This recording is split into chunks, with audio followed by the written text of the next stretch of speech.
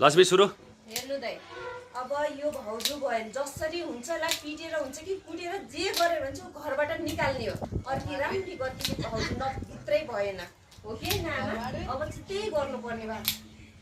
म त्यही त भन्दैछु नि अब के गर्ने होला पो भन्छ कहिले देखिरहेछस् घरको कण सबै लथालिन्छ तेरो स्वास्नीको केही गर्ने ढङ्ग छैन अहिलेको जमानामा किन एउटी स्वास्नी भनेर बस्छस् किन लियो न खोजेर लिए रमाइलो घर त्यसो गरौँ न हजुरहरू अब उपाय निकाल्नुपर्छ के गर्दा अब अर्की केटीपट्टि अब यसलाई चाहिँ कानुनी रूपमा पाखा लाउनु पर्यो कानुनी रूपमै यसलाई पाखा नलायो भनेदेखि हुँदैन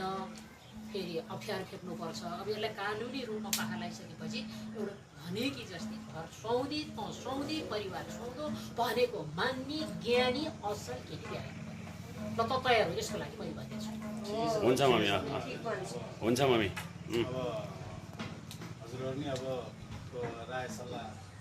राय सल्लाहको कुरो होइन गर्छु भन् हुन्छ सोचेर अब जवाफ दिउँला हुँदैन म सोचेर जब होइन यसलाई पाखा लाउने कुरो चाहिँ सोच ल ल ल अरू कुरा म सोचाउँछ ल छोरो चाहिँ हिँडिहाल्छ ल छिटो छोरो निस्क्यो ल ल ल ठिकै छ म हजुर छोरो निस्क्यो त्यो विषयमा चाहिँ सोचै त हस् हस् म हस् ल ओके डन